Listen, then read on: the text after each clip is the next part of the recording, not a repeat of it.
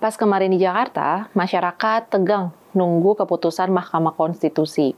Nah, terjadi juga peristiwa unik di Solo. Lucu iya, tapi memprihatinkan juga iya. Jadi di kota itu ada demonstrasi ratusan orang di depan rumah dinas putra presiden Gibran Rakabuming Raka di Loji Gandrung. Gibran ini kan memang wali kota di sana. Tapi dia kan juga jadi pusat perhatian karena dia mungkin sekali menjadi cawapres Prabowo Subianto. Sesudah keluar keputusan MK yang menyatakan orang yang pernah menjabat kepala daerah bisa jadi calon presiden atau wakil presiden. Nah, demonstrasi ini nggak jelas tujuannya apa. Apa soal kebijakan Gibran di Solo? Atau soal kemungkinan pencalonan dia jadi cawapres Prabowo? Ternyata peserta demonstrasinya sendiri itu nggak paham. Dan itulah yang saya katakan lucu sekaligus memprihatinkan. Ratusan peserta unjuk rasa itu adalah warga yang terlihat berusia setengah tua. Nggak ada tuh anak muda. Mereka melakukan tradisi Jawa yang disebut Tapa Bisu. Tapa Bisu ini bentuk protes rakyat terhadap raja-raja Jawa. Ini tuh sudah biasa dilakukan sejak berabad lalu. Dulu Tapa Bisu dilakukan dengan menjemur diri berjam-jam di alun-alun yang berada di depan Keraton Surakarta. Nah, kali ini dilakukannya di depan rumah dinas Gibran. Durasinya pun nggak sampai 10 menit. Peserta demo berjalan kaki dari Stadion Sriwedari dengan membawa sejumlah spanduk dan poster. Isi spanduk dan posternya adalah kecaman terhadap apa yang disebut politik dinasti. Salah satu spanduk yang dicetak di atas kain merah putih berisi tulisannya gini, "Kami muak dengan politik dinasti." Di poster yang lain ada pula kalimat "Ojo dumeh", yang berarti jangan mentang-mentang. Di depan rumah dinas Gibran, mereka menyanyikan lagu Indonesia Raya. Salah satu peserta membakar kemenyan yang menandakan prosesi tapa akan dimulai. Setelah itu, koordinator aksi bernama Joko Pleci meminta peserta aksi memulai tapa bisu selama 5 menit. Usai bertapa, mereka langsung membubarkan diri kembali ke Stadion Sriwedari. Gak ada orasi, gak ada pernyataan sikap. Mereka bubar jalan, ya udah, gitu aja. Ketika sesudah aksi, Joko Pleci ditanya wartawan tentang tujuan aksi. Dia nggak bisa ngejawab dengan jelas. Dia cuma bilang mereka nggak punya tendensi apa-apa. Tapi dia yakin para pemimpin sudah memahami pesan yang disampaikan.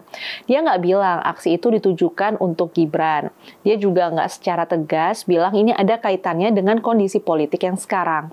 Dia cuma bilang mungkin ada kaitannya. Tapi dia tegas-tegas menolak kalau aksi itu dilakukan terkait dengan sidang MK tentang batas usia pimpinan negara. Kata Joko Pleci, masyarakat Solo tidak tahu dan tidak ada komentar apa-apa tentang keputusan MK. Sayangnya, Tapa Bisu versi singkat itu nggak bisa disaksikan langsung oleh Gibran yang sedang berada di kantor wali kota. Anak istrinya pun nggak berada di rumah dinas itu. Jadi bisa dibilang aksinya dilakukan di depan rumah tanpa penghuni.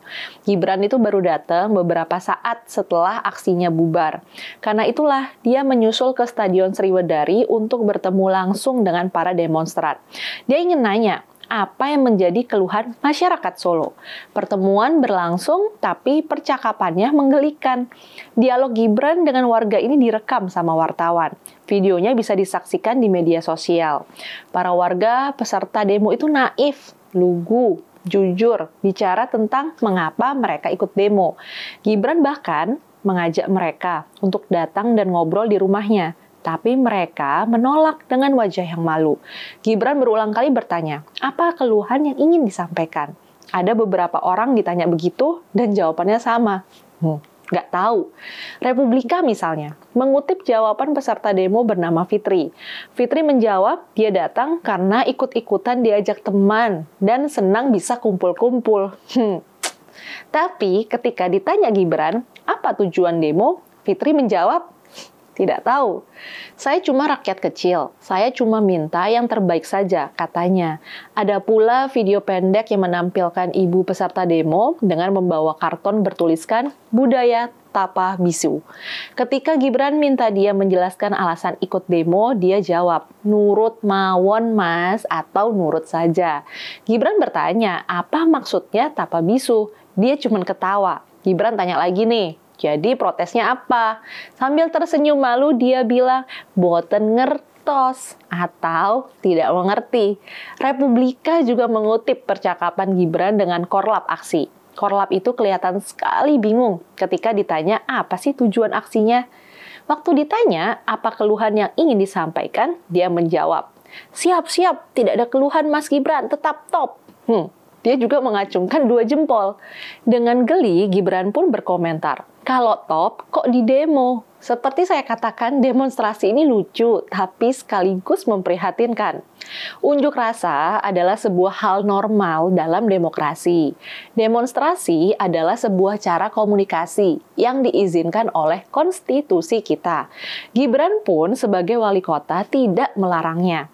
Tapi apa yang terjadi kemarin itu jauh dari sebuah komunikasi politik yang normal. Mereka yang ikut turun ke jalan itu jelas-jelas nggak paham masalahnya apa. Mereka nggak tahu apa itu dinasti politik, Mahkamah Konstitusi, dan segala hal terkait lainnya. Mereka itu adalah orang-orang baik yang dimanfaatkan oleh pihak-pihak tertentu. Sangat mungkin, ya, mereka dibayar. Istilah kasarnya, mereka ditunggangi. Menurut kami di CSW, hal-hal yang semacam ini seharusnya nggak lagi boleh dilakukan. Kalau memang ada pesan yang ingin disampaikan ke pemerintah, dalam hal ini Gibran ya, sampaikan saja secara langsung. Janganlah mengeksploitasi kalangan menengah ke bawah untuk tujuan politik sendiri. Hal semacam ini loh yang bisa merusak demokrasi di Indonesia dan merusak kepercayaan masyarakat terhadap demokrasi. Saya, Rizka Putri Abner, undur diri.